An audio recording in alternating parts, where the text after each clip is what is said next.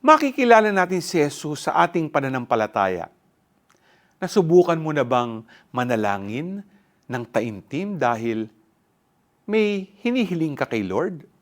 Halimbawa, kapag mayroon tayong mahal sa buhay na may sakit, madalas pinapanalangin natin kay Lord ang kanyang pagaling. O kaya naman, kapag gusto nating makapasa sa board exam o makapasok sa trabaho, nananalangin tayo. Ganito ang nangyari sa ating gospel. Jesus healed the daughter of a Canaanite woman whose daughter was sick.